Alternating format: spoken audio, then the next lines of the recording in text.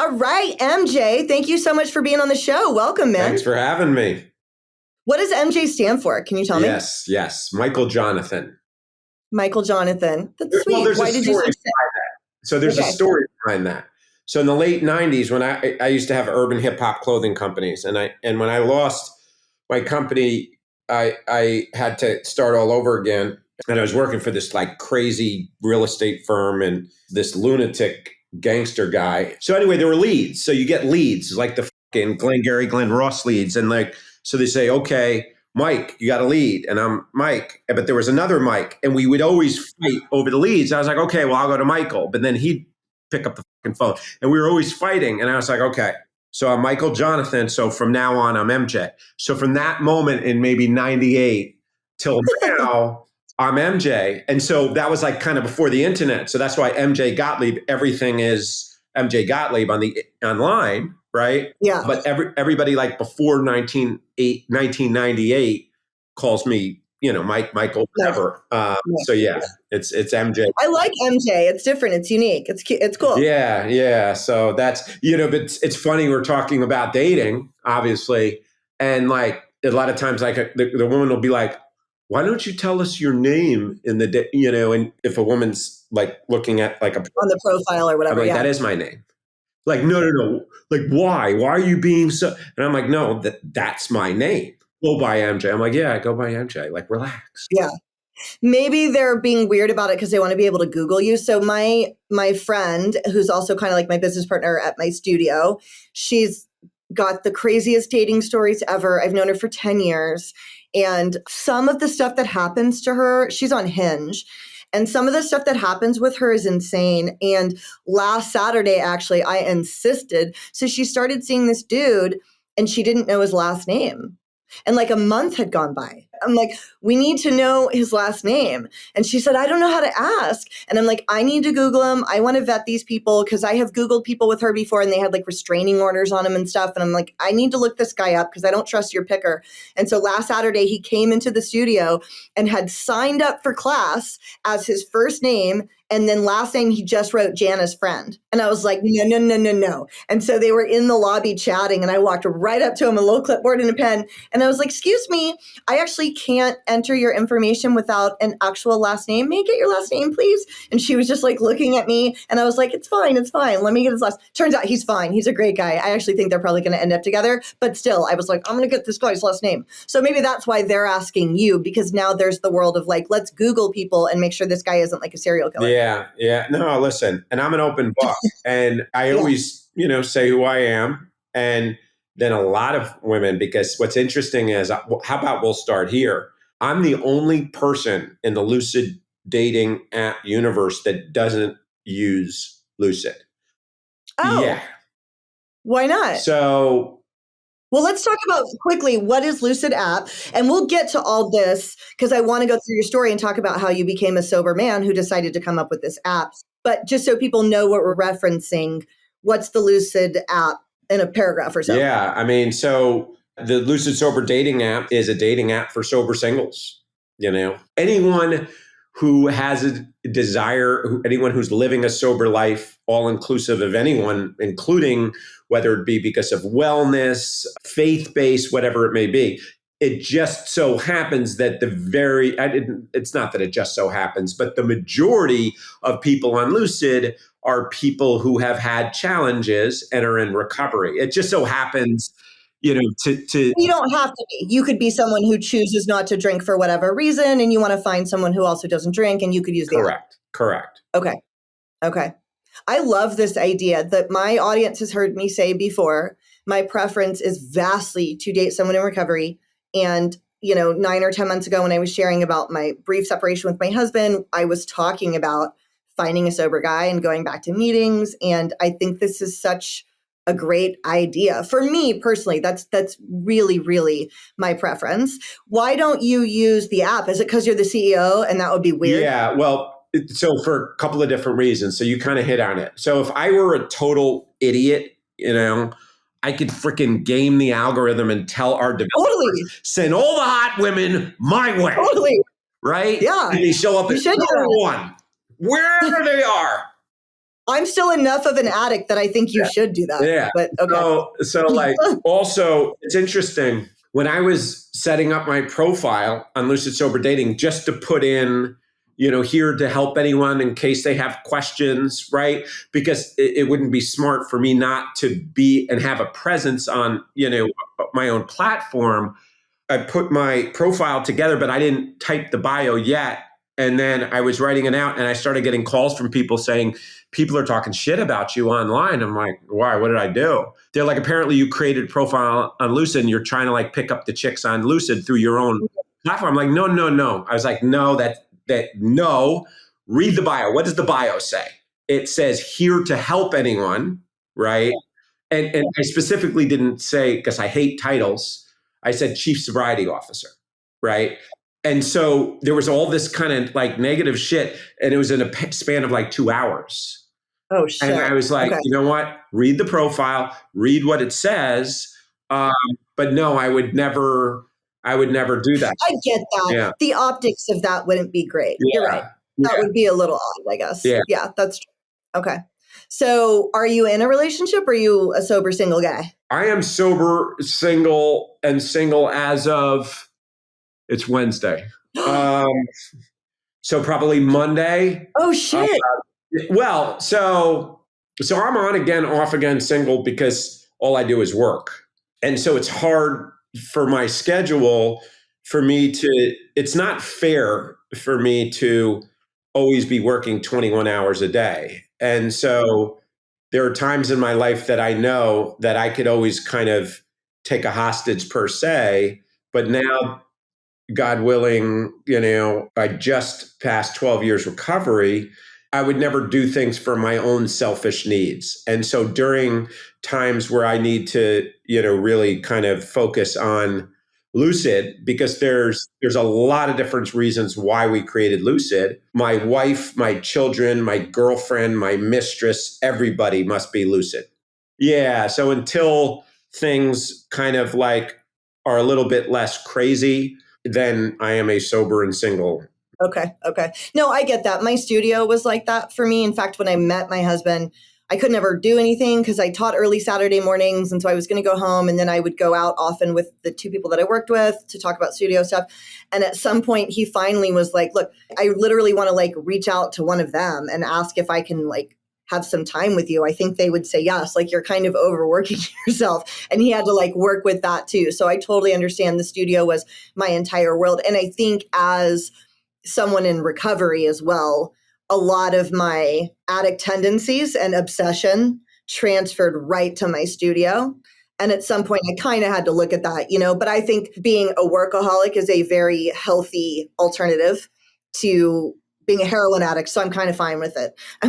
I'm probably addicted to working out and fitness, and I'm addicted to work, and I'm okay with that. Like, cool. Yeah, I always wanted to be a type A work person, and I was just a lazy alcoholic. And so now I'm like, this is fine. This is kind of what I wanted anyways. But let's back up a little bit. Where are you from originally? I'm from New York City, Manhattan. Okay.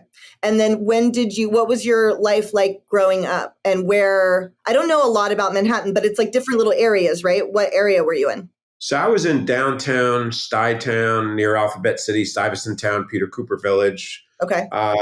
And my background is I grew up, my parents didn't have a lot of money, not a little money, kind of like right in the middle, but, I was overprotected. And because I was overprotected, I was like a pussy. Right. And I had so much fear inside of me, and I couldn't open my mouth, when I was young, because I was told, don't take chances. Don't ask the girl out. She may say no. Don't ask to be picked on the team because they may say, no, we don't want you. Right. Don't ask the teacher a question because she may think you're annoying her or him. And like, I look back on it, and after being in recovery a long time now, it was just parents trying to love their son, but it really, really, really, really fucked me up. Were you an only child? Do you have any siblings? Well, so here's the thing. And so I had a sister and have a sister. And what's interesting is I always say that I like to say that I was the least popular kid in New York City history, right? And on the other side, my sister was like the most popular kid in New York City history. And we shared a room, and half the room was blue. You shared a room? We shared a room. Your whole childhood, like as teenagers and everything? Whole fucking thing. Is she older than you or younger than you? Eight. What did they call it? An Irish, whatever. Irish twins. 18 months older. Okay. She is. Okay. And half the room was blue and half the room was pink. And she'd bring in all her friends every day. And I had no one and couldn't open my mouth. Right. And so I had this sense of dis-ease from a very early age. And I just was so uncomfortable in my skin. I was bullied severely. And it was just a life of pure fear. No trauma, but that bullying, I felt like just nothing. I felt like I didn't exist. Yeah. Until I found that alcohol. Yeah. Yeah. It's interesting though, because my story also no trauma in terms of what you would stereotypically think trauma. But the longer I've done my show, the more I've learned about the spectrum of mental illness, addiction, and the way that we cope. Trauma can look like so many different things. What really matters is how it affected you internally. You know, like my parents divorced when I was 18, but I had this wonderful childhood. They're great people. And so I always used to say like, yeah, but it wasn't that because they're fine. But it was actually incredibly traumatic to me, you know, and was like a massive turning point. And so I think, you know, some of us look back at our stories and think, well, there wasn't really any trauma. But if you were feeling internally like a loser as a man, you know, obviously that's, you know, going to have its impact. So when did you find alcohol or when did you get high for the first time? Yeah, I mean, I was at a house party when I was, I don't know, maybe I was 12 or 13. Someone put a cup in my hand that had alcohol in it. Don't know what was in it. All I knew is that when after I had 2 or 3, I could suddenly talk for the first time. And suddenly all the women wanted me, or so I thought. And I was better looking, or so I thought, right? Yeah. And I was funny, I was actually funny, or so I thought. I just kept chasing it. And then it kind of was like the whatever, 12, 13-year-old kid passes out at a party and their parents pick them up. But like that was my story from that moment on. That was it. I've never had 2 drinks in my life. It's never happened. It's not happened ever. So I was chasing that 2-drink, 3-drink feel for the rest of my life, meaning I feel good at 2 or 3 drinks. I feel good at 1 or 2 lines, right? But, you know, I just keep going. There's no off switch on me. And so I was never able to achieve that feeling again. I always overdid it, and never stopped. What happened that first time when you were 12? Did you get caught by your parents? What were the consequences of that, if you remember? Yeah, it was nothing. It was like, hey, Mrs. Gottlieb, Mr. Gottlieb, your son passed out. He drank, you know. And they picked me up, and I remember being in the back seat and just like, and it was like, okay, you know, everybody has their first time, you know, being drunk, until it wasn't so funny. Right. And until. How did you start to acquire, because you're 12, how did you acquire booze when you were 12, 13, 14, when you were young? How were you getting a hold of alcohol and how often were you drinking at that age? Yeah. And I don't know if it was 12, 13 or 14. I would say. Something like that. Yeah. So it's funny, in the New York City that I grew up in, let's put it this way. I didn't know what is it called? A corsage? Yeah. The flowers for the girl. And then the thing's called a prom, right? A prom. Yeah. The dance that you go to as a prom. Yeah. I didn't have a dance. We had a house party. I never knew what a prom was. I knew what a house party was. Like I didn't understand why people were dressing up in tuxedos, that I would see limousines like driving across, you know, my neighborhood going somewhere. Everything was a house party. And so the answer to your question is these kids were left alone.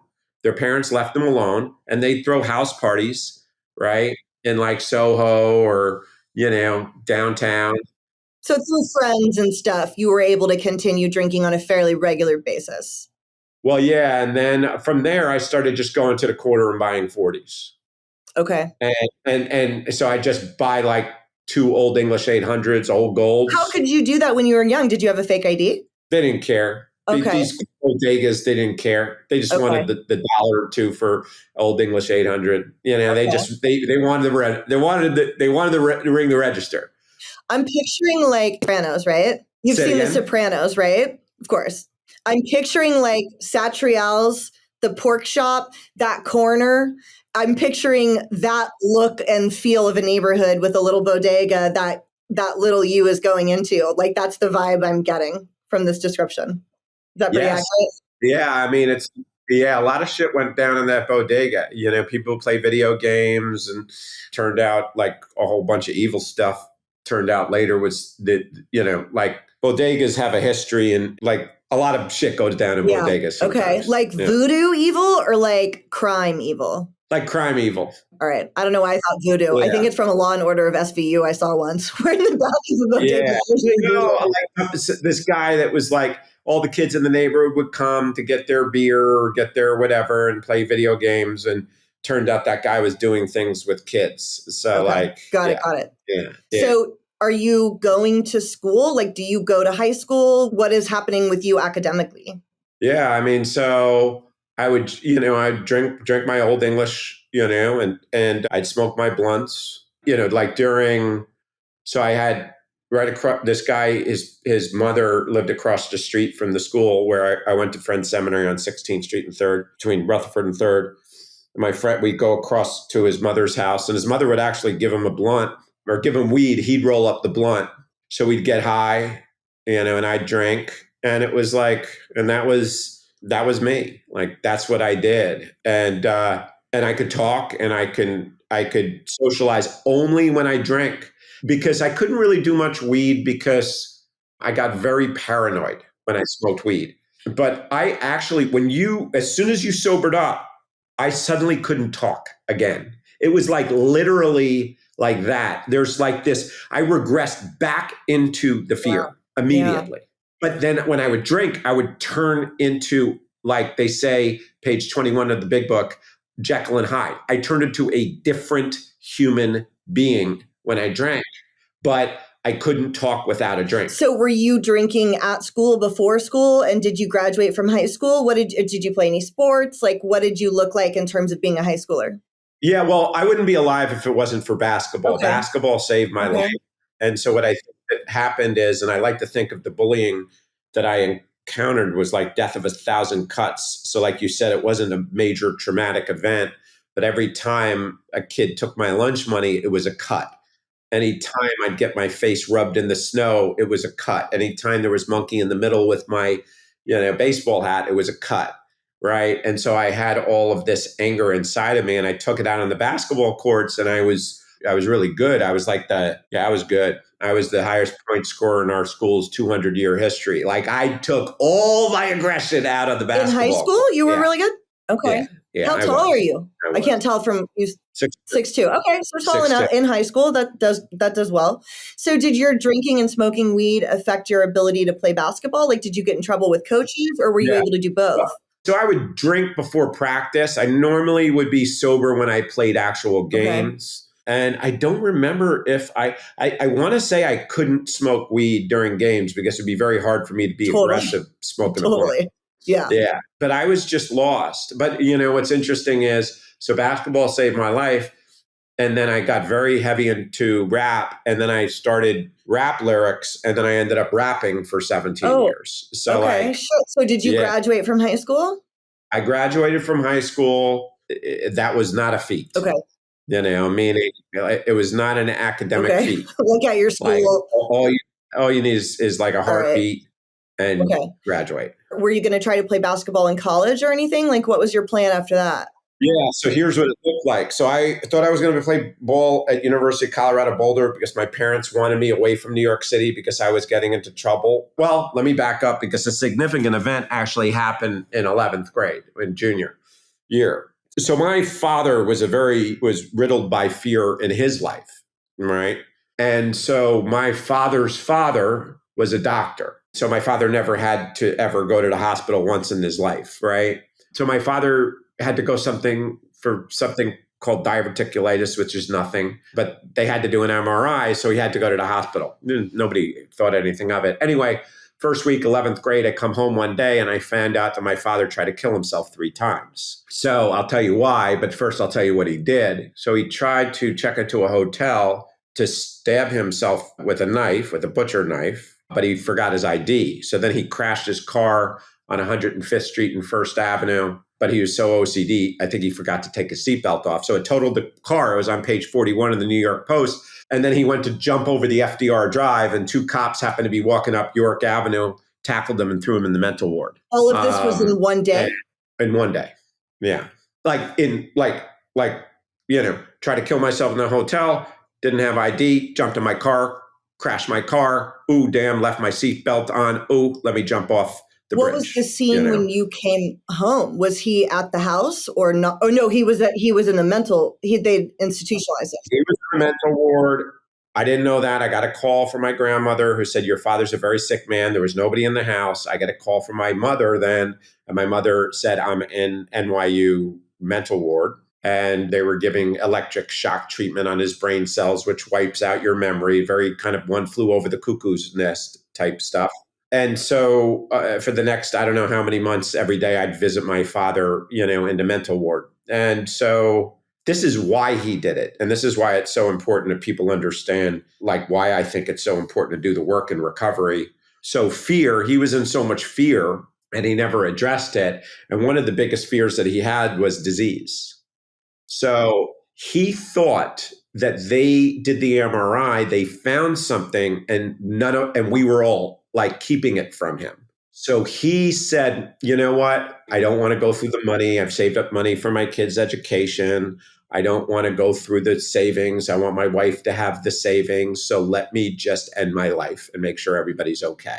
So he tried to kill himself because he thought he was dying. He was perfectly fine. How did that affect you at that time? Did anybody talk to you about this or have you processed it? I'm assuming no, because at that time, people didn't take their kids to see a therapist if there were troubles in the home, right? You kind of, especially on the East Coast, you wanted to keep that shit kind of quiet. So did anybody talk to you about it during this time? Did you see anybody to process it? Like, what were your feelings around my dad was going to kill himself and no longer be around me anymore? How did that affect you? So when my dad was there and I was going to the mental ward every day, I was very good to him, didn't think much of it.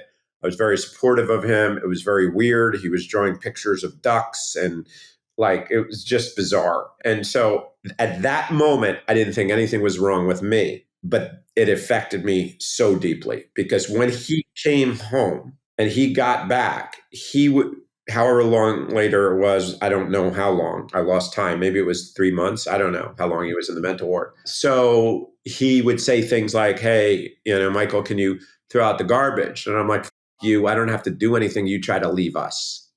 I lost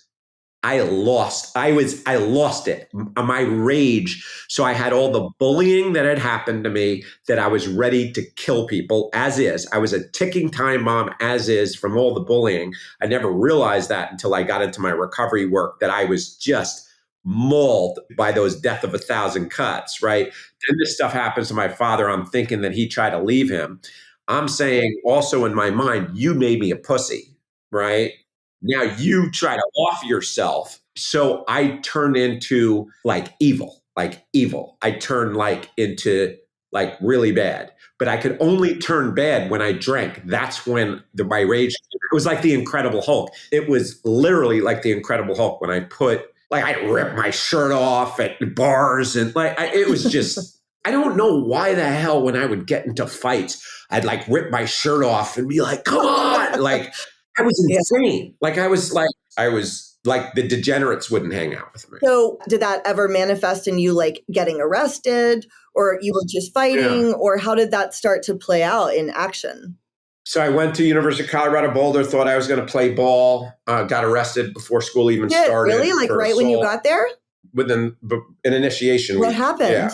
That was the only time that I was arrested for good reason. Meaning, so I went to a house party with these 2 women from initiation and this one guy. And then I went to the house party, got drunk as hell, went home. The girl, Barbara, woke me up at 1 a.m, or I came to, I was still kind of drunk and said, they have this girl in the house, the fraternity house, and they're trying to take advantage of her. Right. So I got out and went right to the house. And, I said, hey, she's coming with me. And they're like, no, she's not coming anywhere. Right. And I said to the guy, and I said it in jest, bro, I don't want to have to kill you. I don't want to have to shoot you. I said that because I was on the charge, right? And then one of them like mushed me in the face, so I knocked him out, right? And then I turned around and it was like the same dude. And so I knocked him out and then I turned around to the same dude. Turned out to be triplets. I thought I was seeing things, right? So before you know it, I'm getting That's like bizarre. You must have been, I've never heard a story like that before. You must have been, what? Yeah, Wait, what? Wait. Yeah, it made no sense to me. I'm like, I thought I just knocked you out. Like, and so, but before you know it, I had an assault charge. I broke in to the fraternity house looking to shoot somebody because I said the whole gun thing. Right? I had to get Governor Lamb's brother to defend me. Like, it was crazy. But because the woman wouldn't come to my aid because she was drunk and didn't remember it. And I had a huge resentment about that. Did you get the girl out of the house or did you get arrested first? Oh, you did. Okay. So in the melee, she escaped. Oh, no. There was melee. And then when the cops came, she safely got out. Like, it all kind of happened in one. Okay. Because what happened is, so I hit the guy, mushed me in the face. I hit him. I looked. I saw the same dude. And so I knocked him out. Then I looked. I saw the same dude and I paused. And then so this is in the bottom of the fraternity house. And they all jumped on me and beat the shit out of me.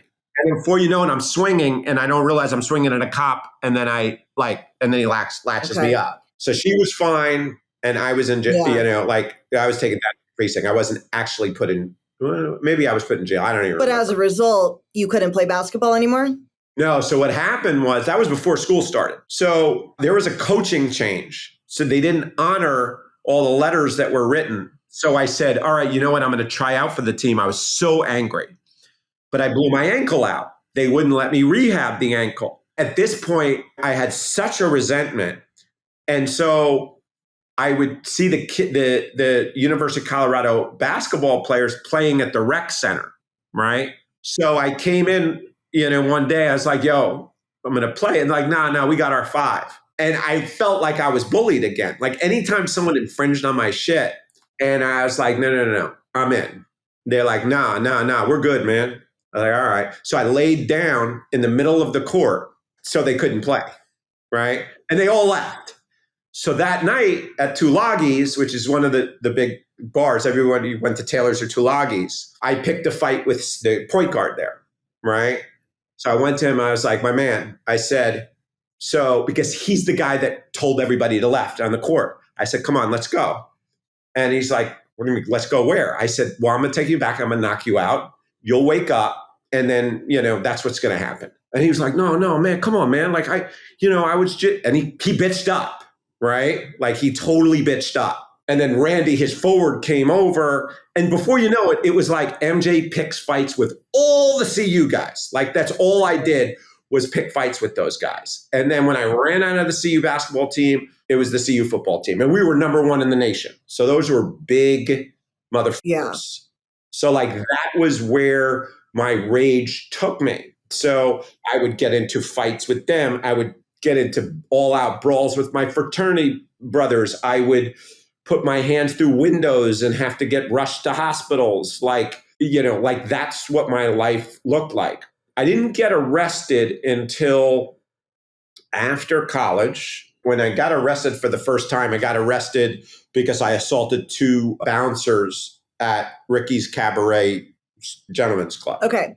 So I want to back up a little bit. So you graduated from college though? You finished? So I rapped for many, many years. I always rapped. I rapped as long as that there was alcohol in my system. What does that mean? In bars, open mic nights, recording? What did that look like? No, we had a studio. Oh. I went to people's studios. We put down tracks, various studios. The whole thing is, MJ, you can never say who you are because nobody could find out you're white because I had a very deep voice. And at that time, it was all about, like, cool down and cool down and had some. And like, it wasn't like low, like it wouldn't equate to a white guy. So I started getting a lot of resentment about that. Okay. Because they were like, let's play all your music. I was horrible at music. Let's play all your okay. No. Okay. So just like for fun, you would do stuff like that, but you were really into it. Yeah, very much into it. It was in the studio every day. But even when I started getting more serious and starting to take around to record labels and all of this, the rule was the producer always said, MJ must have 240s in him or I'm not laying down any Right. Okay. tracks. Because there was like a flow that I had, that I couldn't remember. I couldn't really open my mouth when So we were taking our music and trying to promote it in the clubs, and we had these shirts on called B&W, stood for black and white, because I always wanted to have a black partner, me being white, B&W, right? I was talking about very kind of things to promote race relations and against racial discrimination. So it was very kind of like socially motivating, right? And everybody wanted the shirt and nobody wanted to hear the music, Yeah. right? And we sold all these T-shirts out of our trunk. And the next day we quit school and started a business. And then we were in the urban hip hop clothing business for the next 17 years. Okay. So that was in Boulder where you started that? So we started in Boulder, but then we were only as good as our ability to put products on celebrities. So we kept running out to California to put product on. Fresh Prince of Bel-Air was the top show at the time. Hanging with Mr. Cooper. In Living Color was the big show at the time, which was this kind of predecessor. Yeah, I remember In Living Color. I wanted to be a fly girl. Yeah. I was in fourth grade and I wanted to be a fly girl. I would try to like remember all their dances. So what year did you get to in college when this happened and you started the business? Senior year. Your senior year. So you were this close to finishing, but you stopped. I mean, it went a little deeper than that because we were on the fence and then we landed our first national account. Okay. And when we landed our first national account, I was literally going into my class with like a Gordon Gecko, like phone. Business phone. And I remember because the teacher was like, and it's not like there was like, you could turn the ringer off. It was like, like there was that was it. It was a big, like. I remember, did you ever watch 90210, the show 90210? Kelly Taylor had one that she would drive her BMW and she had a giant white cell phone. and this teacher was so mad at me. I was like, sorry, business call. They're like, what? So I was like, all right, we're done. We're done. What was the deal with you with women throughout this time? Did you have a girlfriend? Were you dating? What did that look like? Just blackouts. So no one's serious. No one's serious throughout this time. I didn't have the capacity. Yeah. I was always drinking at night. I was always drinking. I really was very angry. I hadn't done any work on myself. I was a very, very, very angry kid. And then I would drink it all away at night and pick fights. So like there was a lot of times that the woman would have the ability. I mean, I was bad. I remember one night, this one woman I was with, I went to meet her and because I was always drunk. And she's like, she's running like 15 minutes late. I was like, okay, no problem. And I was waiting outside her place and I figured it would be a good idea. I saw her screen door to just rip her screen door and hang out on her couch. And I thought that would sound like a good idea. It was a little cold outside, right? I sat down on the couch. I didn't realize that her roommate was sleeping in the room and she wasn't there yet. And she comes out and it was. So it was like a home invasion, accidentally. Oh, no. Yeah, it was a home invasion. I remember another night I was with this girl upstairs and I heard my fraternity brother say, hey, Lieber, that was my nickname. Shut the fuck up, because I was getting loud with this girl. And it was his first night with his girlfriend sleeping in his bed. And I kicked the door open. I grabbed the covers. I punched him in the face. And his girl's like this. And then my friend Price came over me with a snowboard and hit me over the head. I fell through the window. So then I got stitched. Yeah. That was incapable. Why was your nickname Lieber? What does that mean? Gottlieb. My name Gottlieb. is MJ Gottlieb. Okay, all right. Did you ever have to go to one of those, like, you know how they'll have like a trial for you at a fraternity? If you get in trouble, you get called up in front of this like board, or they don't really do that in fraternities? Because in sororities, they just kicked me out. They did. They just kicked me out. And I was in the wildest fraternity that you could think of. And they kicked you out. And they're like, yeah, we can't have you here anymore. You're really, really, you're really bad. And so, Did your parents have any idea what was going on at this time? Because I'm assuming they were helping you pay for tuition and stuff like that. Did they know? We're very good at covering shit up. Yes. Yeah. Right? Aren't we? Yeah. Yeah. So you drop out of school and you got a national campaign. What does that mean? That means you got picked up for stores? Like, what's a national campaign? Yeah. So I don't know if you remember, I'm 53, so I'm old, but the big chain back then was Merry-Go-Round. They had 1,000 stores, Okay. the national chain. They had like 400 DJ stores, which were men's stores. And so the big brand at this time that they were supporting was called Cross Colors. Okay. And then they picked up us up, B&W Racial Awareness Wear. So they put us in 10 stores. We sold out. Then they put us in 200 stores. And then we were kind of off to the races. And then we couldn't really keep up with our growth. And so, yeah, that's how B&W kind of started. And we ended up licensing our company and getting into a partnership with Samsung America. Samsung America was then looking for another company to support. That's how I met Damon from FUBU, now Shark Tank. And we worked together for a long time. So like, yeah, we were, it was urban hip hop. Who did the designs for you? Did you do the designs yourself or did you have a graphic designer? My business partner was the designer and I was the operator. Okay. Yeah. So eventually you moved to LA, right? In this time? Yeah. Okay. How old are you when you moved to LA? 23. Okay. So this was 1993 to 96 because at that time moved to LA and we would work with like and KKBT, KMEL, their sister station in San Francisco, Davey D. We would do their No Color Lines campaign. We would do the KKBT Summer Jams. And it was at that time, it was like Coolio and Dre and the Twins and Warren G. And like, meaning you would dress them in your clothes. Okay. So you would work like partner with the radio station. And if they were interviewing one of these guys or doing a festival, they would like put them in your clothes, like that kind of like product placement. Yeah. We would like wear our shit. Exactly. Okay. Where in LA did you move to first in 1993? Just because I lived there for so long and the 90s were a very contentious period in Los Angeles. I'm wondering where you landed. First, I was on 19th in California in Santa Monica. Okay. Then I was on Wilshire and Hauser, which was right between, it's on Hauser, which is on Wilshire between Fairfax and La Brea, right in that Miracle Mile. Like Hollywood kind of, or Miracle, okay. Yeah, then I was on 3rd and Cochrane. So all kind of on the border of Hancock Park and Miracle Mile. Spelling TV was there. Was Santa Monica nice at that time? Or, so it was already nice back then too? Really nice. Because it was really nice when I was in LA also. So I didn't know when that like started, you know? Really, really nice. So yeah, we were in Los Angeles from 93 to 96 until we did the deal with Samsung. Okay. And while you were there, and actually, can you give me, my dog is scratching at my door. It's funny. Brad just posts this. Is that you? No. Yeah. Oh, that's you. Is that you on the left? Yeah. What happened? Well, I guess we'll talk about that. Yeah, we'll talk about it. Holy shit. Dude, Brad's Instagram and social media does so well when he does this. I have no pictures. I have no befores. San Diego doesn't release mugshots. I have 5 amazing mugshots. And they literally probably look like the fucking faces of meth. My first one is for a DUI. I have like extensions. It's literally better than some of my headshots. My first mugshot is so good. And then they get progressively worse until the 5th one is for strong arm robbery. I'm wearing glasses, missing a lens. I've been homeless for years. A giant dreadlock in my hair, not because I was like doing dreads, but because I was so dirty and matted.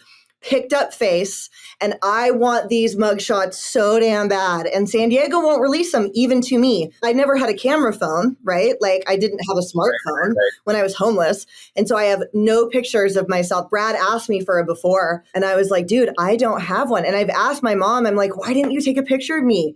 And she was like, I thought about it sometimes when I would like pick you up, but I thought you would freak out. So I didn't want to, you know what I mean? But anyways. Okay, so, you land in LA. When does, because you mentioned lines, when does cocaine enter your story? So my friends were doing I was competing with a couple of brands, right? There was FUBU, Damon's brand. Damon was running circles around me, right? Because they were blowing up, like hundreds of millions of dollars. And I was like, okay, you know what? I'm just going to do a massive amount of cocaine every day and just work like 24 hours a day and beat them. Right. So it started as a means of me staying up And it goes, and I say all that because it's interesting. I did work with sponsees this morning. It's this validation that was needed, that I needed people to validate who I was and for me to validate who I was to myself, because I've always felt less than. So I was like, listen, MJ, you need to do better than everyone around you. So the whole lift all boats that you and I talk about offline, not offline, online, everywhere. But I was the opposite. I have to beat everyone because everybody beat the shit out of me for the first 13 years of my life. So now I am going to fucking kick everybody's ass. Okay. So you had already done coke at some point because you knew it would keep you awake, right? Well, here's a story. The first time I did coke, this guy he idolized Less Than Zero. Oh, that movie? Yeah. Yeah. He's like, dude, I want to be like Robert Downey Jr. And I'm like, years later, I'm thinking, you do know that he died in the end, right? I know. But he just was like, he wanted that sexiness of Robert Downey Jr. when the women wanted him, and he was and he's like, oh, cocaine, you're going to love it. Oh my God, you're going to love it. And I was all excited, right? I got to laugh. So I haven't spoken about this or talked about this or thought about this in years. Good. Was this in Boulder or LA? This was actually at a camp that I was teaching tennis at, believe it or not, because my parents used to send me to tennis camp when I was young to get me out of trouble. So I took that skill set and teach kids tennis. And so this guy was like a major cokehead. And he's like, you're gonna love this cocaine. Then we're gonna go out. We're gonna pick up women. I was like, okay, great. So we do this cocaine, and then we're in the middle of teaching tennis. He's like, and I'm like, what's the matter? He's like, this shit was laced. I think we're gonna die. Oh, no. He's like, we're gonna die. And I'm like, here I am. He built me up to get so excited to do cocaine, and he's like, oh my God, I think that. And I'm like, oh no, is it supposed to feel like this? And I was freaking out, and he was freaking out, and it was horrible. Oh, right? No. Now, here's the thing. The next day, I was like, whoa, that was crazy. He's like, yeah, that's crazy. And we both looked and said, yeah, let's do it again. But we thought we were going to die, and we automatically in 1 second flat said, where's that shit at? How old were you when that happened? Again. 17. Okay, so maybe. Teenager, so before college. Okay, all right. Yeah. So how often after that did you start doing it, or not that often? Did you do it in college as well, or? Jesus. College was one big blackout, to be completely honest with you. I drank so much during college that I don't remember if I did. I'm sure I did a ton of cocaine. Yeah. But you don't remember seeking it out. It wasn't like a driving force in your addiction at that time. I'll give an example of what my life was like. This was a typical. So I woke up, came to one day, and I was with my boy, Gary. And Gary's like, how was the date with Rika last night?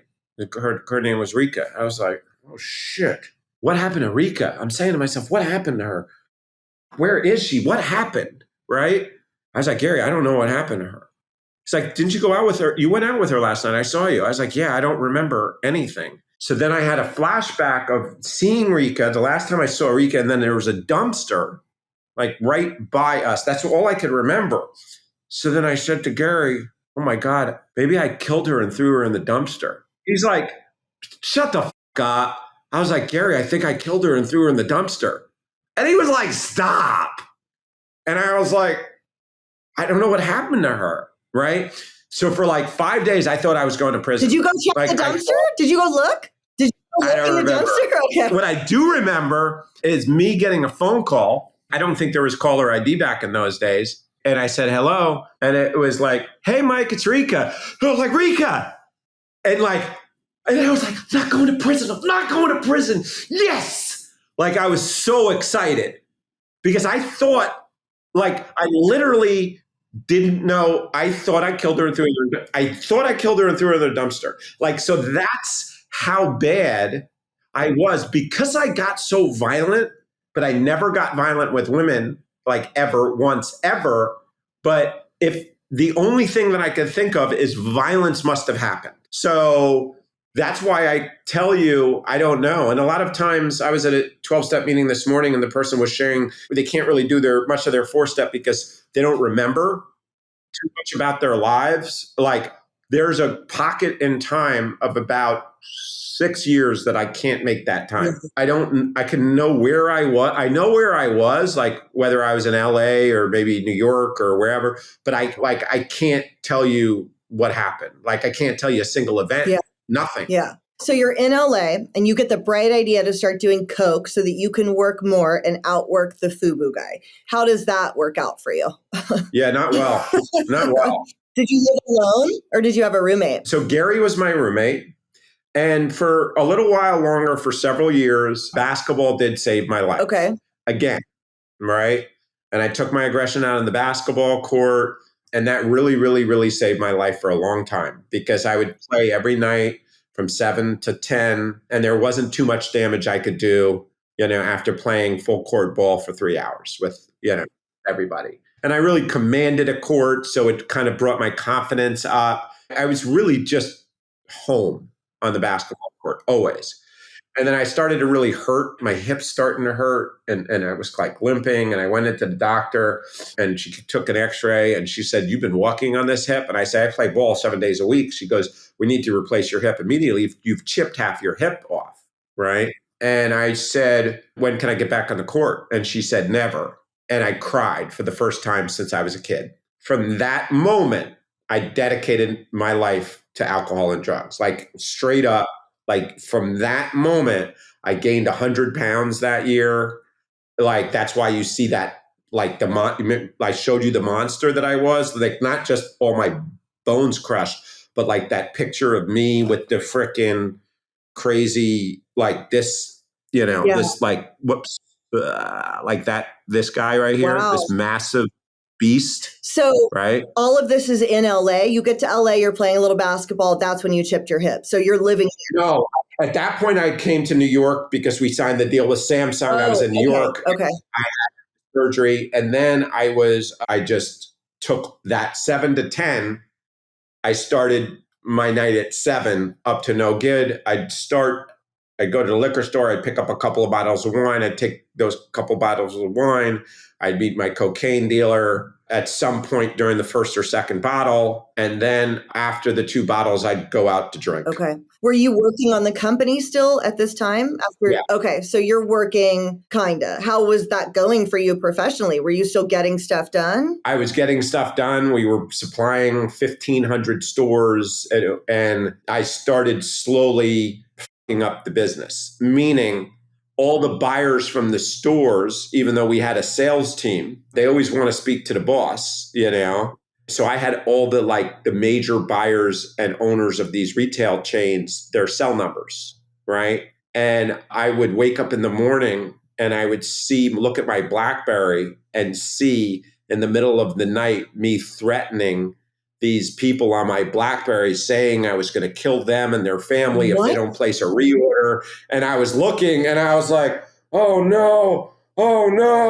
And then I would find out that I called them, missed call. And it turned out that I physically threatened them on the phone. Why do you think you were doing that? What would have made you do that? Again, it was, if I really go back down to it, it's that bullying, it's that trauma, that anger, that rage. And so I was so competitive. I was like, if you don't reorder, I'm going to kill your wife, your children. It was like, and these guys were like, and I would speak to them. They're like, yeah, don't put me on the phone with MJ. I don't ever want to speak to him again. I was like, oh no. What was your partner fucking thinking? Was he getting mad at you? He's like, yeah, man, this isn't good, man. Eventually, they forced me to go to rehab.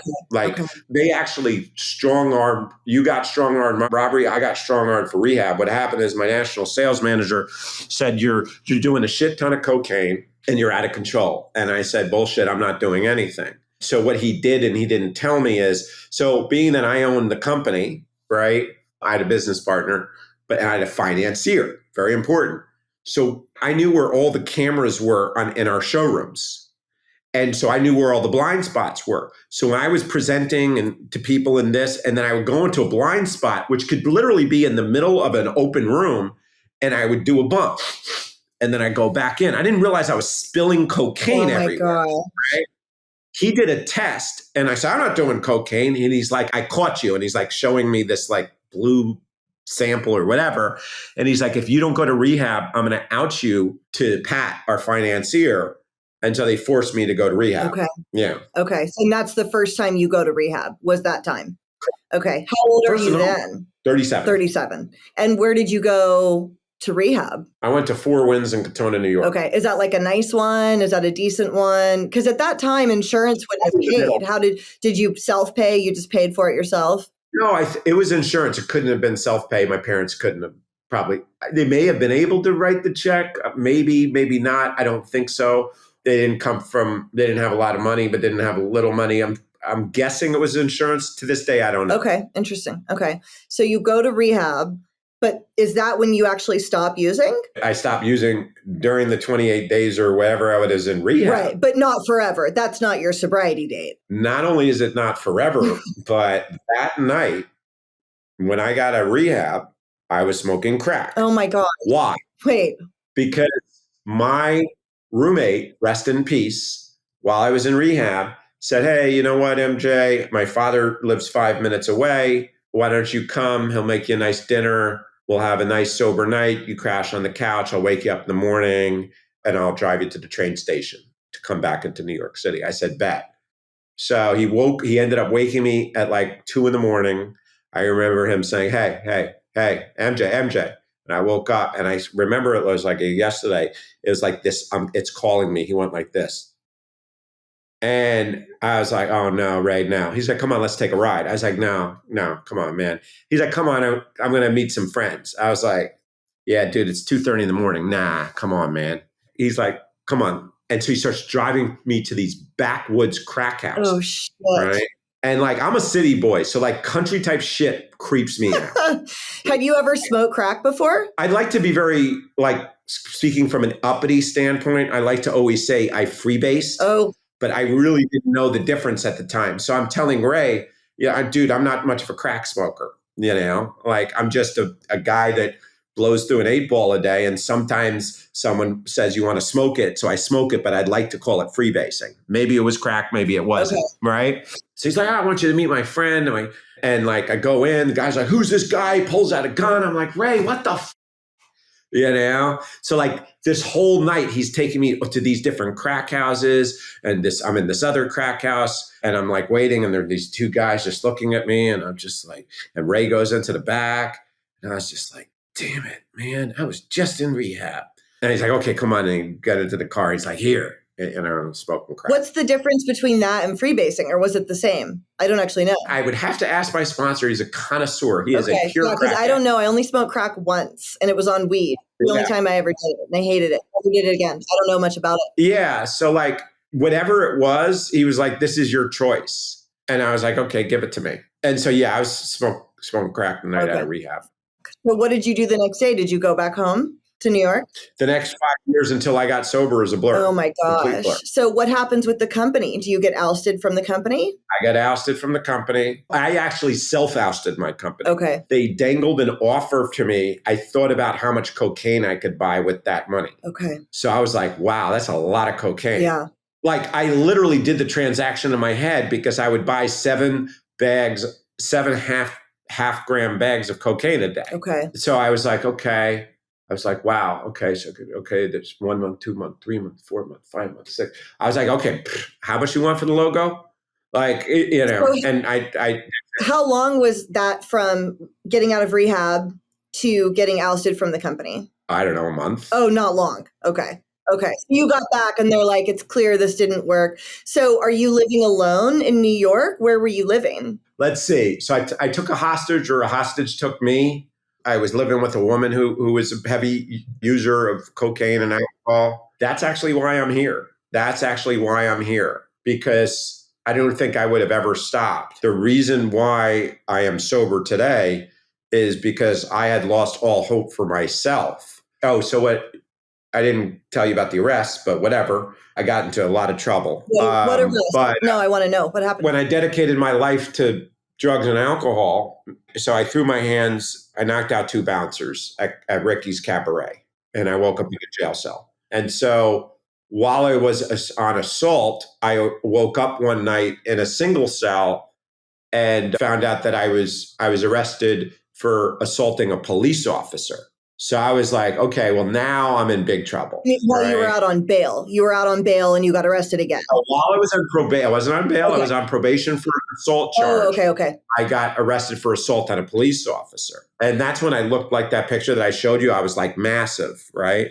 I remember I asked, like, when I found out that I assaulted a police officer, I asked one of the cops, hey, can you find out who the officer was who I assaulted? I'd like to apologize to him. Yes, that's the thing. I was always just such a nice person when I, like when I wasn't drunk. And he said it was me. And he said, let me tell you something, kid. Like, you're the nicest kid in the world. Because we had a conversation. I had a homeless foundation as well. I had shot a documentary on the homeless. It's disenfranchised. I was doing a whole bunch of like great stuff on the streets. And, like I was just an addict. But he was like, you're a nice kid. If you saw the animal that came in here last night that took 5 of us and jars of mace, you wouldn't recognize him.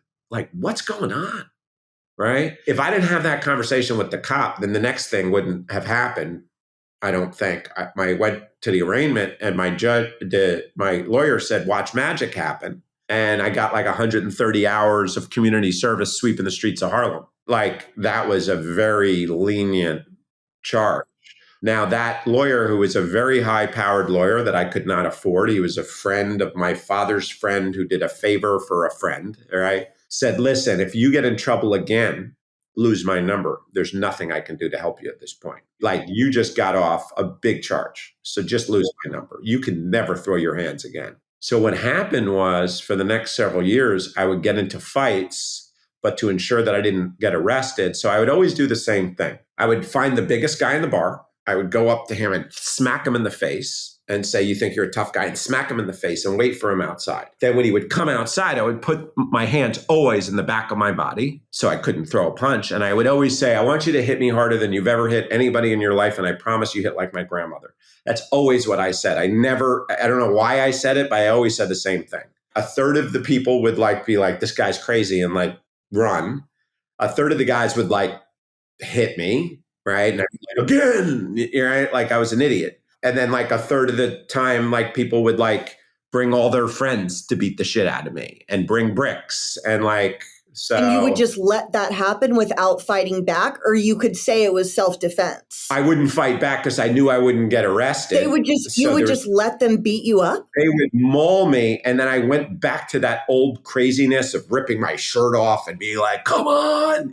Like I was like, I wanted to die. Like I wanted to die. And so that picture that I showed you is the last time the intensive care unit. And I woke up, that was Friday the 13th, January 13th, 2020. I remember I picked a fight with a group of guys outside a bar on 13th Street and 2nd Avenue. And 2020. I remember Friday the 13th, 2012. Oh, okay, sorry. I was going to say, wait, you were doing this sober? Okay, 2012. Okay. Sorry, but 2 months before I got sober. And I told this kid, I remember this gang of like 5 kids. And I remember the guy said, listen, bro, just walk. My guys are going to maul you, right? I did the little mushed him in the face. And one of the guys came up behind me, hit me in the back of the head. And I just dropped, threw off my equilibrium. And they just kicked me in the head until I bled out on the street. And someone found me like bleeding out on the street and called, 911. And I woke up in an intensive care unit. And that was Friday the 13th, 2012. And then when everything healed up, I went and did it again. I was trying to drink. I was like, my teeth still couldn't feel my teeth. Still, everything was stinging. My nose everything was broken. I was trying to get cocaine up there. I still the moment I could, I was off to the races again. And so that brings me to that night with the woman that I was staying with, that the hostage, the woman that she was a pretty heavy addict, but I had broken up with her and I was babysitting her 5-year-old son, and I passed out. And the fact that I put a 5-year-old in jeopardy I was mortified and I couldn't even look at myself in the mirror because like I didn't care about me, but like an innocent 5-year-old kid. And this was about a month or two after my sister let me babysit her 4 children for the first time. One was in a crib, one was like 2, one was like 4, and one was like 6. Like, and I drank a bottle of Mount Gay rum and passed out. And when I woke up, my parents were there. My sister, her husband, picked up their 4 kids and left town. And so when I did this to this kid, I couldn't look in the mirror. And this was March 20th, 2012. I got sober March 21st, 2012. Wow. Yeah. And nothing happened to the kid, right? You just knew you had passed out, but Right. Nothing bad happened. No, nothing happened, but I was mortified because I ran around with her, the mother, his mother, and all of her friends, which I call the bunch of functioning degenerates, all drug addicts, all partiers, but kind of like 6-figure drug addicts. You know what I mean? They all had, jobs, but all at the end of the day came home, drank like lunatics and did massive amounts of cocaine. And all those people couldn't even believe what I had done. And I was like, wow, now even the degenerates won't talk to me. And I was like, that's it. It was a wrap. It was a wrap. There was nowhere I could go. Nowhere. So did you go to a meeting? How did you get sober that next day? First 100 days or so. Now, mind you, think of George Costanza. At that time, I was 41 years old, moved back in with my parents, had nothing, didn't have a pot to piss in or a window to throw it out of. First 100 days, I couldn't even look in the mirror, so I couldn't even leave. I was in just nothing but pure shame. That's why I tell people who count days, enjoy your days. Those are the most important days of your life, right? I didn't have the opportunity to count days because I had such shame inside of me that I couldn't even look in the mirror. So after however long, 100 days or so, I crawled back into Citigroup, my home group, on 53rd and Lex, and put my hand in the air and said the 3 words that no addict wants to say: I need help. I'm ready to do this shit. I am broken. I am completely, utterly broken. I'm done. But I have no idea what to do. And I got a call from the sponsorship coordinator that night, Herschel. He says, MJ, I have good news and bad news. Good news is I got you a sponsor. The bad news is he's not going to take any of your shit. And we all know you're full of shit. And his name's Jimmy the Rock. His nickname is The Rock. And he's like this rock, right? This iron worker, blue collar iron worker, like couldn't be any different from me. You know what I mean? So wait, had you gone to meetings before? They knew you. So had you tried to get sober over the years? You'd go to meetings and okay, all right.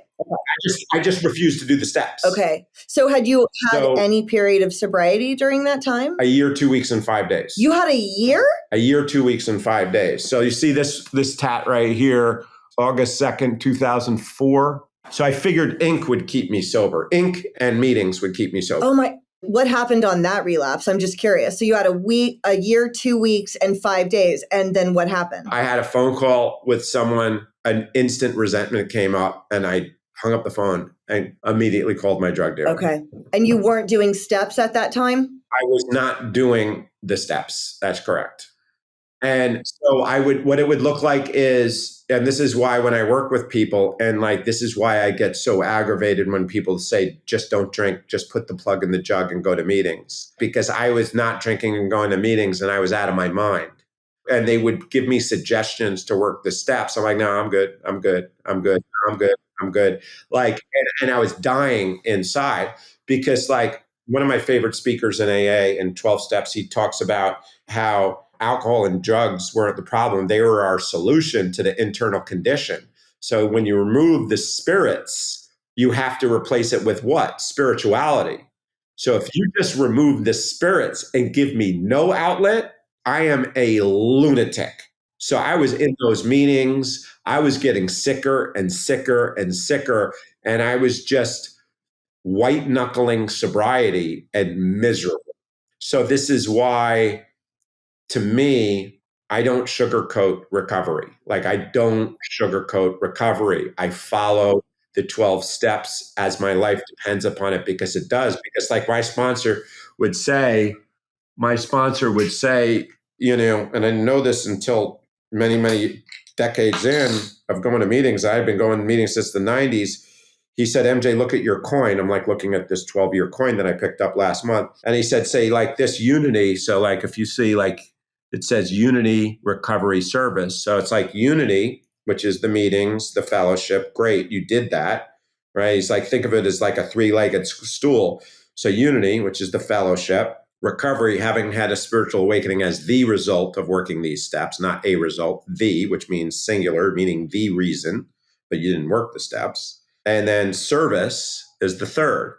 So it says, when all else fails, nothing ensures immunity from drinking, drugging, whatever, more than not work with other alcoholics or addicts, but intensive work.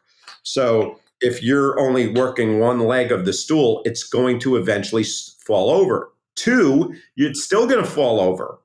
So like you've always, if you're doing unity and recovery, great. But if you're not giving back what's freely given it to you, you got no chance.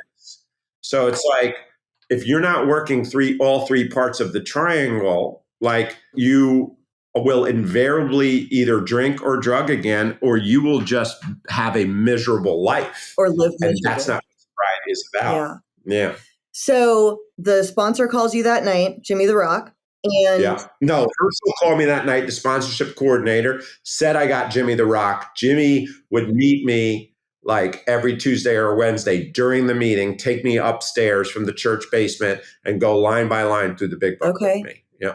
And that was the first time you really approached the literature and started doing steps. And then what does your life start to look like from there? How many meetings a week did you go to? Did you pick up a commitment? Where did you start working again? When did you move out?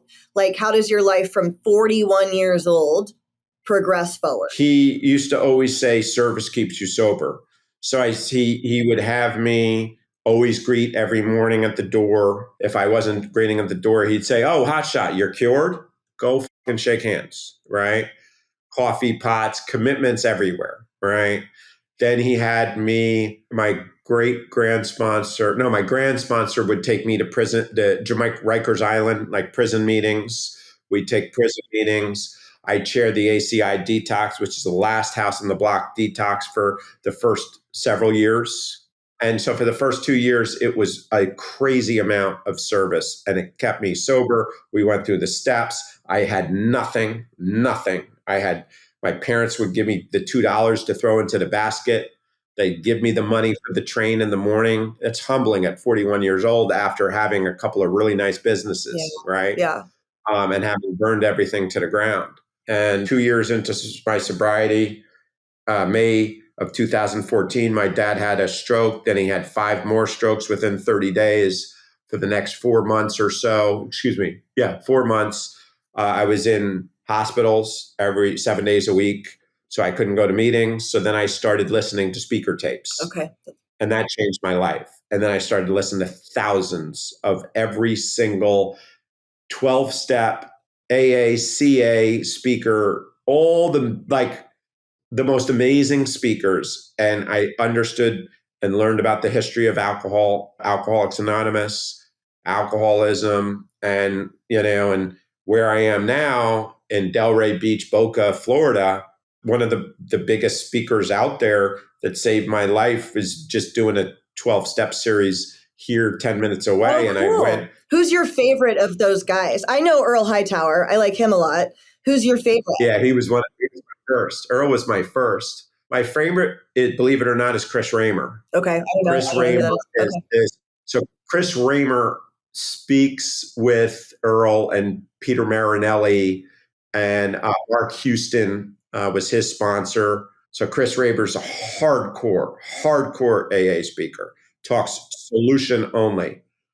Pete Marinelli, Jack Grisham, Scott Redman. Are they all on Spotify now too? Because I'll list all these people for people to listen to. Because I really enjoy listening to. They're so funny and so entertaining and so wise. You'll learn so much from listening to some of these talks. Yeah, so they're all on xaspeakers.org. I'll give you a link. Okay, yeah, that'd be awesome. Yeah, and so I need a very hardcore message. I don't really need the story. Like I love stories for that identification education, then I need them to go right into solution. Totally. Yeah. But like, there's some amazing stories. Like Danny Trejo's story is amazing. I used to listen to him a lot. Kip Collins has the craziest story anybody will ever hear of. You know like who's got Kip a great speaker tape? RuPaul. Have you ever heard RuPaul share? Oh, It's so good. RuPaul has an amazing speaker tape. It's so, so good. It was like life-changing for me when I heard it, and also like an amazing story, but really in the solution. I'd love to hear it. Yeah, Earl was my first one too. Okay. And you mentioned Earl. Earl was my first. Yeah. Peter Marinelli was my second. Yeah. And then I started, listening to Don Pritz, who was like a legend. Then there's the Clancy's and all those guys. Yeah. But like, I was a part of the Pacific Group in LA for a little while, or I was supposed to be. I was still drinking and using, but I had a sponsor in the Pacific Group. And guys, what we're talking about is Clancy. What's his first name? Or Clancy is his first name. Clancy Ismanson. Okay, that's right. So it's a huge, he's passed away now, I think just a few years ago. But he started a group in LA called the Pacific Group, which is a very well-known, huge AA group. But so were you working during those 2 years? Yeah. Well, so what happened was when my dad got sick, I had started, this is really interesting. I had started a business which was the predecessor to Loosid. Okay. And then when my dad got sick, I had to give it up. And then from 2014 to 2017, all I did was take care of my father because he had to learn to walk again. And my mother's only 100 pounds and my father was 180. So I had to shadow him and get him literally walking. So for about 3 years, I was able to make my amends with my father, right? So I listened to speaker tapes because I couldn't really even leave, right? And I was able to pay back my father I remember the last time I was in jail and he picked me up. The only thing he could say on the way, he made us walk home from the Tombs. The only thing that he could say is, you're going to put your mother in an early grave, like over and over, like at an hour and a half walk. And so I was able to be there, advocate for him at the hospitals. Like, you have to have an advocate at hospitals. Yes, you do. Especially and now. Like, yeah. And I had to apply the principles, and I'd always be there in the hospital bed listening to a speaker tape. I had my big book. I had my 12 and 12. I had my As Bill Sees It. I had my daily reflections. I had like armor everywhere, but I would always have a tape in my ear at all times. I just sit down by my, sometimes I probably went through 8, 9, 10 hours of speaker tapes a day because the only thing we could do is watch my father to see if he gets better. And so I would just always have a speaker tape in my ear. I'll tell you though, a speaker who I just sent this to my sponsees on Sunday, and then we just talked about it this morning during step work. He passed. His name's Tom Brady Jr., Emotional Sobriety. So if you put Tom Brady Jr., Emotional Sobriety in Google, you'll see on YouTube an AA talk. Oh, cool. Okay. And he talks about how Bill Wilson got very depressed in his 23rd year of sobriety, and he didn't know why. And it all has to do with the fact of what he called emotional inebriety. And he didn't know why. And it turned out that he was looking for validation of others. And it's this beautiful talk of what we need to do to move. I'm literally going to listen to it today as soon as we're done. I'm like a nerd about this stuff. I can listen to this stuff because it's applicable to so much beyond recovery, and it's made me better in every aspect of my life. Like, I use the principles to inspire people in my spin classes, and they don't even know I'm getting it from recovery, right? I just change the language a little, and I love it. I'm so obsessed with all of it. And I will say, he talks about everything being a journey from self-hate to self-love. And like, if people ever treated us the way we treat ourselves, we'd fucking kill them. And so how can we move ourselves from self-hate to self-love? And it's like, it is so powerful. What's the name again? Tell me again really quick. Tom Brady Jr., Emotional Sobriety. Okay. All right. I'm literally going to look this up as soon as we're done. Okay. So you're with your father in the hospital. You're taking care of him. And then what happens? So my father... 2017, my father got the okay to walk again. And the next day I got an apartment and started my life over. And in 2018, we started Loosid. Wow. Okay. So were apps like a thing? I guess in 2018 apps were a thing, and you knew that. Yeah. And you started thinking, I've got this idea, but the initial app is not the sober dating app, right? The initial app is just simply the community. Which one came first? Yeah, it's a great question. So the community app has about 145,000 people, and that was the first. Okay. So what we did was the way that created is that's called Loosid, sober network, and that's people call it a sober Facebook, right? I hate that analogy because on these social media platforms, most people post this bullshit, living their best life. Here's my pretty car with my pretty girlfriend with my pretty house in the Hamptons. And it's all like this compare and despair. And that's leading people, to suicide and addiction. And so, I like to say that we wanted to create a platform that encourage the opposite. We reward vulnerability, and we show people that in vulnerability, there's strength. So what the Loosid feeds looks like is people either relapsing and not knowing what to do and asking for help, or people saying, hey, I just celebrated, I don't know, 8 days, 8 years, like what's your favorite recovery? It's just beautiful, right? The genesis of it is of Loosid was I was advising my now business partner on acquiring treatment centers. Okay. Because her family's been ravaged by addiction. Okay. And so she wanted to do something to figure out a way to help other people. And I had looked over family members of hers who were struggling, and that's how I know her. And I said, well, listen, with 300 million people suffering from just alcohol use disorder and 38% of American adults suffering from some illicit substance use disorder, with 500 million people in aggregate, even if we opened up 10 treatment centers, maybe we'd help 1,000 people. But how is that going to really make any difference? So when I finished and I had my fashion brands, then I had agencies after that would show brands, brick and mortar brands, how to leverage digital. So I had some experience in the digital space. So I said, why don't we create a digital community and bring that 500 million people to a place with something everybody has, a phone. She invested. She's the funding component of Loosid and my business partner on the operational side. And so we started Loosid. At first, we started Loosid and then we had the dating, but dating is such a heavy lift and requires a completely separate user acquisition, marketing.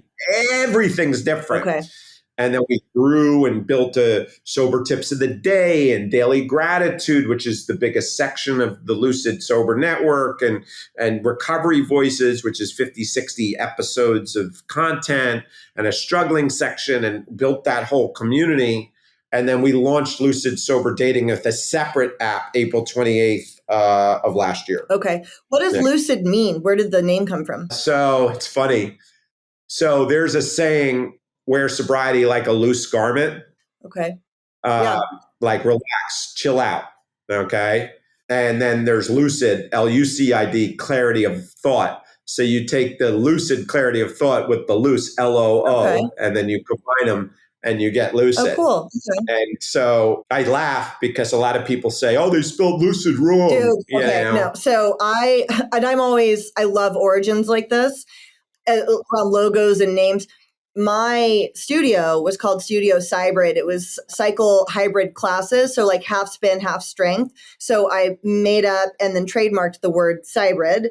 But then also, and so there was a lot of like, what is it? And I just thought it was like a cool thing to put together. And now Chasing Heroin is my brand, but heroin with an E, not chasing the drug, because I found like my inner strength through chasing dope, whatever. And so many people think either I misspelled heroin or that heroin is spelled that way. And I'm like, oh, it's been like the battle of my brand to like explain that. But I think it's very cool.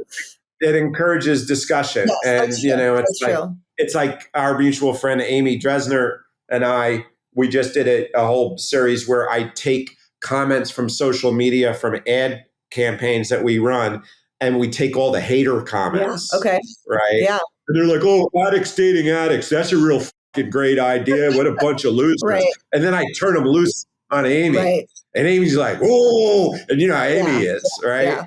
Like, That's a great and idea. so I love that. so yeah, I mean, we love to take the negative into the Right. positive and say, So oh, this is a great one. is The it person has it wrong. either are they subscription based or how do they work? And there are like meetings inside of it, or is it just like, is it a social feed where you interact with other people? Do you post Yeah. things? Yeah. So for the Loosid community, it's very much like a Facebook. Okay. You post,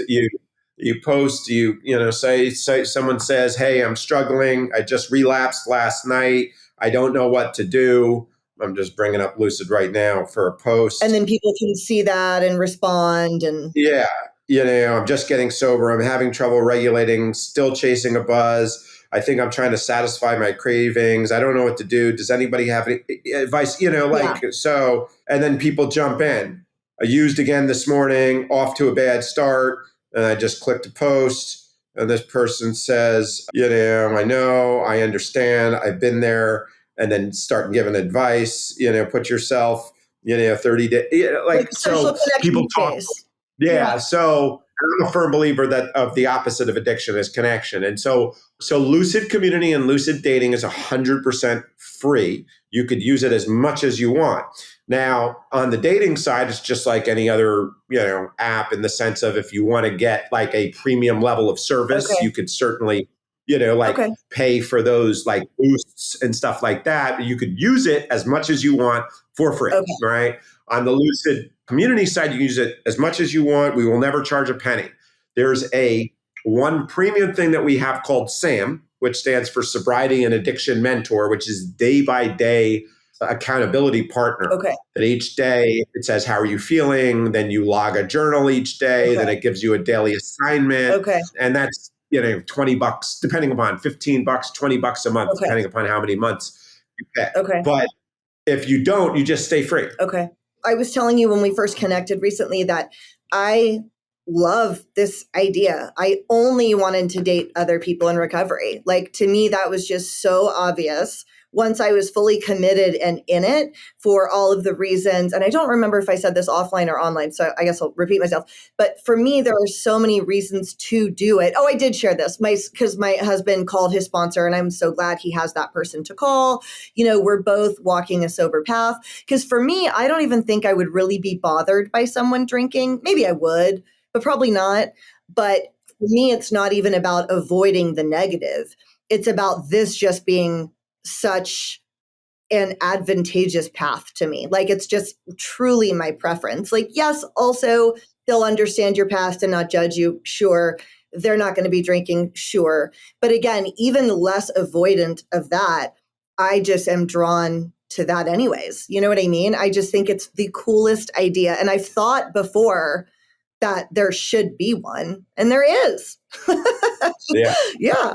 Yeah. I mean, and even if you look at it from a safety, issue, Yeah. like my experience where the woman would say, oh my God, you don't drink. Can't you just have one? Come on, just one. How are we going to have any fun? Why don't you just up your willpower? Oh, don't be such a buzzkill. Right. Like, it was exhausting. Yeah. Now, I have a lot of friends who did say, okay, I'll just have one drink. And then they ended up using again and then using their other drugs of choice, and some of them are dead. Right. And so we want to take that away and put people in a safe and supportive environment. We also don't want people dating inside the rooms, because that could be very, very, very challenging. Right. And so if the whole thing is, hey, let's just pick up someone in a 12-step meeting, then suddenly you break up with that person. You don't go to the same meetings anymore because you're avoiding your home group, because that's also her home group. Like, we need a safe and supportive place for our recovery. We need a safe and supportive place to connect with people we're intimate with. That's actually a really good point, that you can still meet a sober person without fucking up one of your meetings. Because I was a little concerned about that, right? HA is the fellowship that I really love. And for a long time, I wouldn't date at HA. I had a boyfriend that I'd known from NA, which was great for me I was detoxing and calling him. I know you're not supposed to date whatever in the first year, but as Amy will tell Yeah. you, or anyone else that's not actually in the big book. And I think it's up to where in the big book does it say that? And he saved my life because I really liked him. He was in drug court. He had 90 days. He was trying to get his kid back. He was so vested in his recovery. And so we were newcomers that stayed clean together for years. He did end up relapsing after we split up, but he was a huge, vital part of my recovery, having that base, because his program really inspired me. He was working, he was going to meetings, he was going to recovery events, and I wanted to be a part of that life. It was like super inspiring for me. But when I found HA, I really didn't want to fuck up my HA meetings because they were my favorite. And that is where I met my husband. And he actually told me, he was like, well, there was like a rumor, because I've asked him, I'm like, did you want to ask me out before? Because he's very, very quiet. So he knew who I was like long before we'd ever met, because I would like lead and chair and all the shit. And he was like, I did, but everyone thought you wouldn't date guys in HA. That was like a rumor. And I was like, well, I guess that was actually kind of true. I don't know how anyone knew that. But obviously with he and I, it worked out. But like, that's a good point too. You can find someone that's sober without going into one of your meetings, Yeah. And, you really touched on something really important, because my sponsor will always say, please point to me the section of the big book that says no dating in your first, year. So now, sure, I would love all my sponsees to keep it in their pants for a year. The reality is, for me to tell someone that I'm working with, not only are you going to change everything and get sober, but you're going to keep it in your pants for a year. Nobody's getting sober. So from my perspective, it sounds really cute to say that. But the reality is, if you're single and you're sober and you want to date, we want you to date in a safe and supportive environment with people that are on that same journey. Most of the people in Loosid are in recovery. That's not by our marketing at all. We're inclusive of anybody who chooses to live a sober life. But finding someone else who is sober is critical to many, many people in sobriety, where people who I know who are sober because they could just like leave it. Right. They've never had a problem. Totally. They don't care who they date because they don't have a problem. Right, totally. Yeah. If I'm on a date, I'm looking at the person's like wine and I want to f the wine. Like that's me. Yeah. Like I'm looking, and that wine used to be how I could talk. Yeah. Like literally. So, like you know what I mean? That actually leaves me with a good question, and then I'll let you go because I've taken up a ton of your time. But I have two questions. One, on the app, is there any qualification of what sober is? Which I know sounds like a crazy question, but is it alcohol-free, marijuana-free, and any recreational drugs free, like the traditional definition of sobriety? Let's put it this way. We're broad, roomy, and all-inclusive from the standpoint of anybody who's sober. If we have people, then from there, we have people monitor. I mean, we have people full-time. All they do is monitor to make sure that nobody's, like if someone's maybe smoking weed non-prescription recreationally, or like they're doing things that California sober and stuff like that, and they're kind of creating dissension in any way, shape, or form, we have a conversation with those people. So like, we're not in a position to judge anybody who's on any prescription medication at all. But we do believe that, listen, just like I was in an AA meeting the other day, and the guy's picking up his 30-day chip, and then afterwards he said, he's like, now I got to do something about the weed. And I was like, wait, what? Yeah. And I was like, prescribed? He's like, no, I just am a big weed smoker. And I was like, now he's welcome. So let's put it this way. Of course. But we can't have the wrong message. But at the same time, like, we don't want to kill people that have, like, we have to be inclusive enough. And then if people are creating issues, then we deal with it. We have full-time people doing nothing but taking care of that on a daily basis. That's their entire job. Okay. And then I'm assuming too, also individuals, once they connect and talk, if there's anything like that, that's when that would start to come up. If you're like, hey, just so you know, I do take Ritalin still or whatever, you know what I mean? Like at that point, it becomes, up to the two people. And then my last question. So all of this happened because of that inability to manage anger and fear, right? Or the maladaptive ways of coping that you came up with to manage those intense emotions from when you were younger. You've got 12 years now. How have you managed the anger and the fear and the violent tendencies in sobriety? I can elaborate. So I was working with these guys today and I was taking them through, the beginning of the big book, right? This group. And like this one guy reminded me of me, and he tried to create his own program and he kept stopping and saying, you know what I think would be a better idea? And I'm like, okay, so we have 89 years of history on one side and we have you with 23 days. And, so with me, I had to, so how do we deal with anger?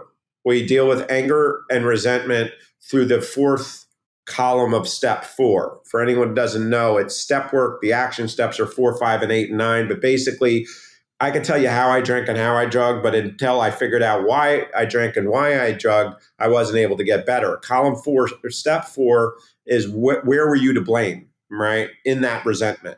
So I'll give you guys an easy one, but it was the one that ate me alive. I was very resentful of my father because he made me a pussy, right? Let's just keep it real.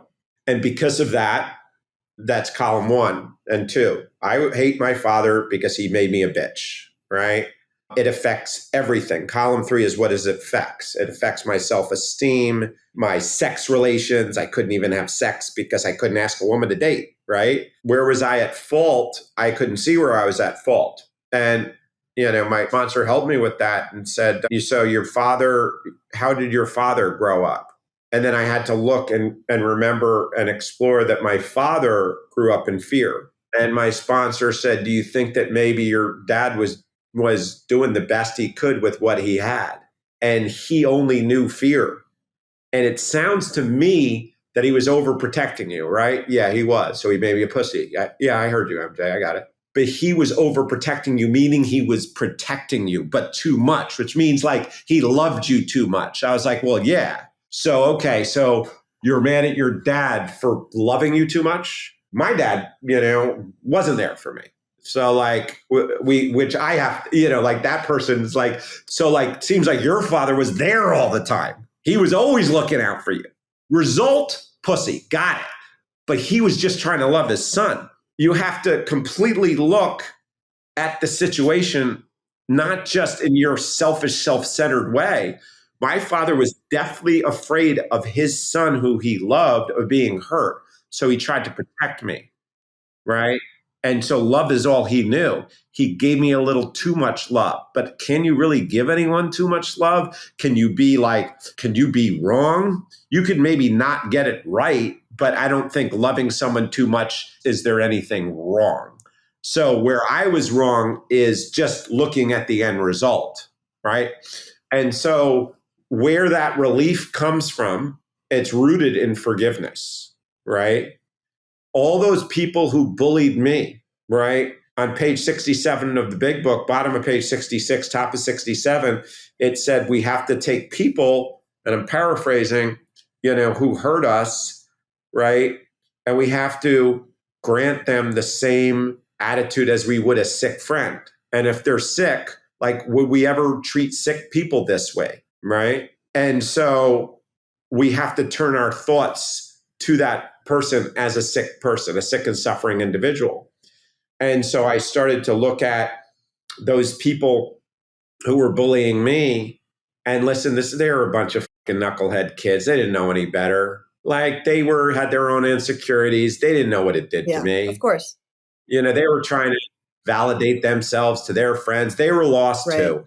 Yeah. You know what I mean? So but it's something that needs very consistent work. And that's what people don't get right about So they say, I worked the 12 steps and I relapse. So AA doesn't work, NA doesn't work, CA doesn't work, XA doesn't work, HA doesn't work. Well, the program steps 10, 11, and 12 are a daily thing. So you take the same principles of the program and you do them every day, one day at a time for the rest of your life.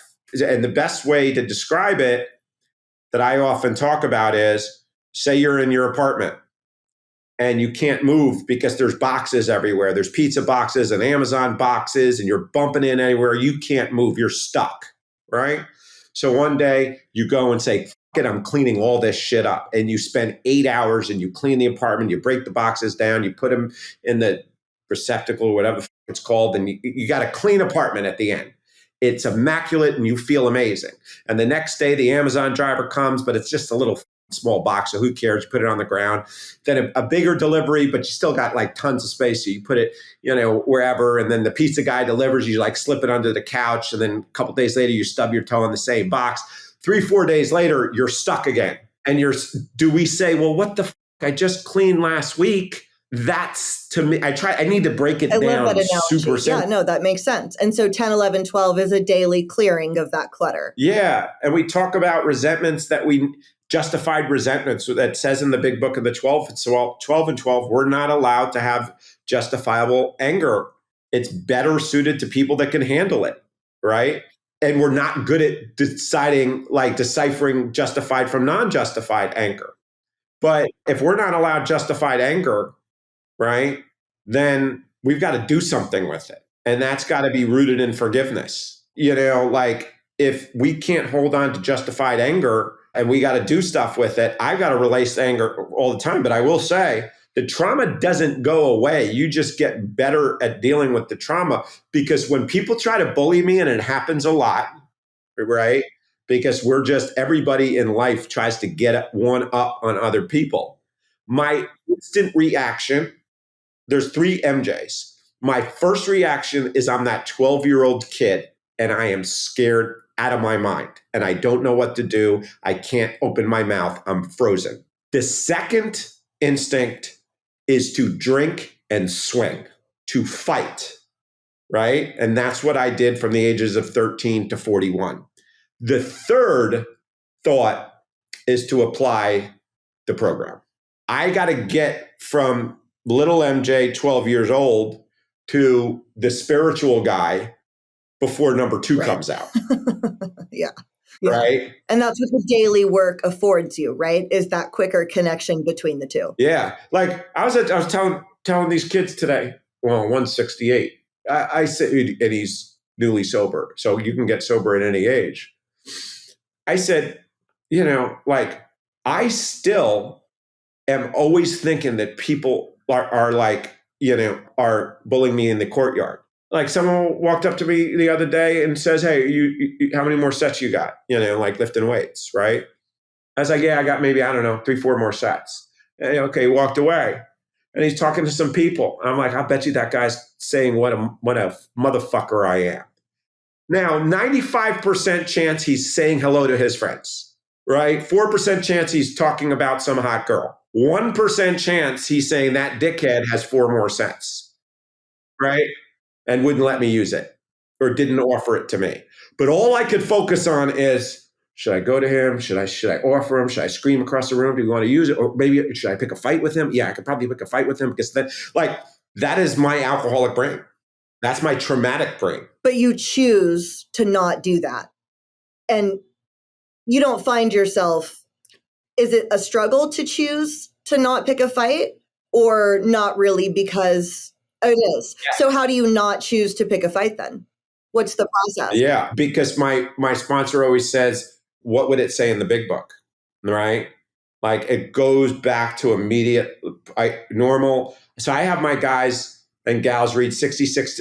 I work with guys 66 to 68, 86 to 88, 66 to 68, 66 to 68 on anger and fear. Okay, 86 to 88. That tells you how to live your day upon awakening, what we do when we face indecision, when agitated or doubtful, we pause. When we go throughout the day, we may face indecision and not know what to do, we pause, right? That's 86 to 88, right?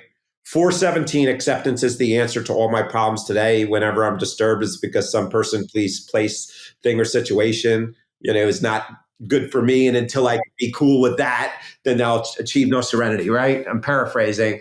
So that's 417, 90 and 91 of the big book, Restraint of Pen and Tongue, on page 91. Restraint of pen and tongue.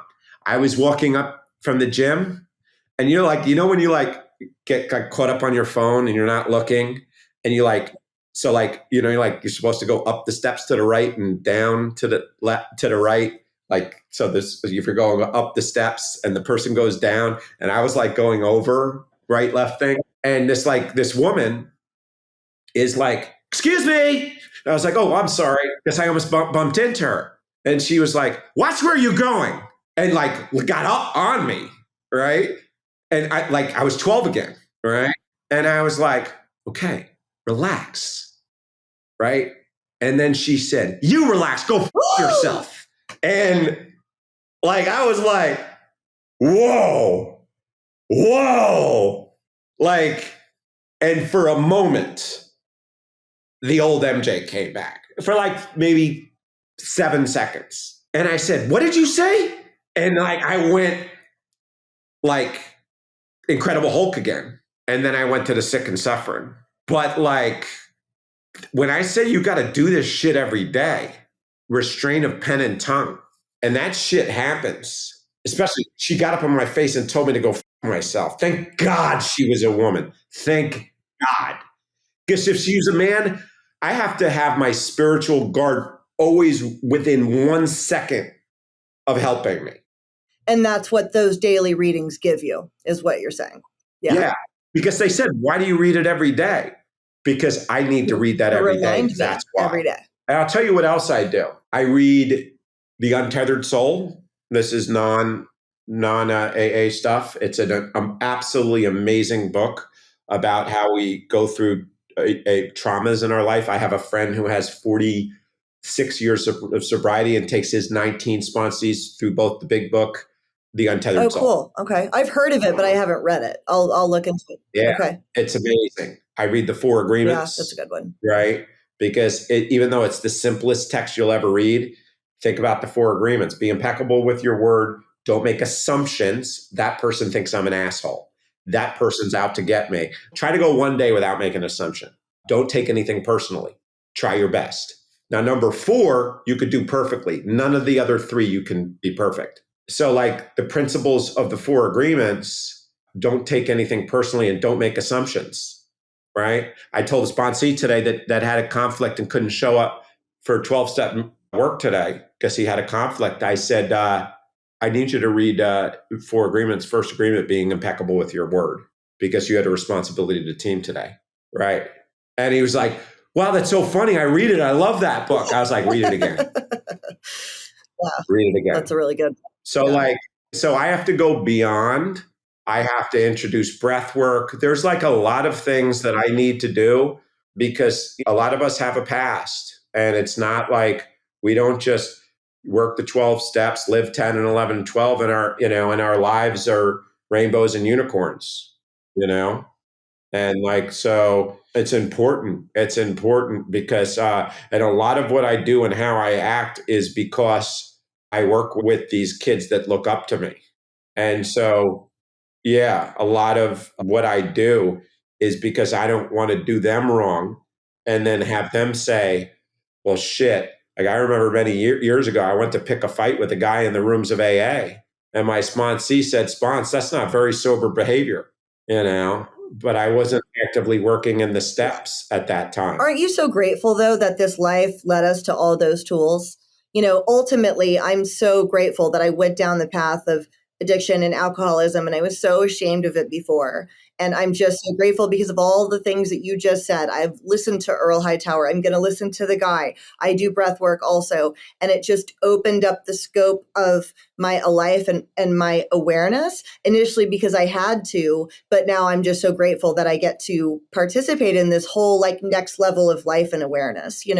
I'm just so grateful that it all brought me here. So, yeah, I think it's amazing because we have the ability to really help people. And it's I was telling you that when I was working with doing the show with Brad the other day. And he was like, because sometimes I get on my soapbox a little bit, because I'm very passionate about a recovery. He was like, in a nice way, in Brad's beautiful, humble way, he was like, don't smack him over the head with, like, don't scare him away. You know what I mean? Because, I heard somebody say it the best the other day who qualified. He said, the reason why I'm hard on my guys, I do not want you to die. And I've just seen too many people die. No, he said, I am deathly afraid you're going to die. So I have to get out what's inside of me and tell you about it now. And sometimes maybe that's a little much, but at least I have on my conscience that I tried my best. I was telling this kid last year who kept fucking up and relapsing. And I said, I need you to be okay with dying. And he said, what do you mean? And I said, well, you're taking a tremendous amount of cocaine. And what they're putting in cocaine these days, forgetting about the cocaine itself, you have a very good chance of dying. And his answer was, I don't think my cocaine dealer puts fentanyl in my bag. And I'm like, well, first of all, it's not your cocaine dealer that puts the fentanyl. I'm not going to tell you the whole genesis of where it fucking happens, from the precursors in China to the Mexican cartels. I'm not going to break that down for you, but just know you need to have your affairs settled and be ready to die. And then he said, well, can you tell me about how much can kill you with fentanyl? I was like, yeah, what fits on the tip of a ballpoint pen, that's how much. And then he was like, wait a second. So there could be fentanyl in my cocaine? I was like, yes. So it wasn't that I was trying to scare him into sobriety, but I needed him to know that if he did not take the program seriously, then he's not just doing cocaine. There's no such thing as cocaine anymore. You know what I mean? So yeah, I mean, this is why I do what I do. This is why we created what we created. This is why we're trying to scream this from the rooftops. This is why we're connecting with people like you, people like Brad, people like Amy, people like Dopey, to scream from the rooftops, hey, guys, gals, however you identify, right? And it's amazing that RuPaul and, people that are in different cultures and backgrounds and ethnicities and he, she, them, they, whatever, that there's a place for anyone, and there's a message to be carried that there's certain women that I can't touch that only Janine can touch. You know what I mean? And this is why it can't be about MJ Gottlieb alone. This is why the only thing the Loosid community does is provides the forum for champions in recovery to come together and help people who are struggling. Well, I'm super excited for my audience to experience Loosid and check it out. Obviously, I'll have a link from you in the show notes for my guys to look at. And then everybody can connect with you. I'll put all this in the notes, but where is all of your stuff? I know it's Loosid Sober Dating App is one of the Instagrams. What are all the Instagram profiles? I followed them all the other day. Yeah, it's Loosid app. So the green is the community. And then Loosid Sober Dating is purple, which is the dating. And then in the App Store, it's Loosid Sober Dating.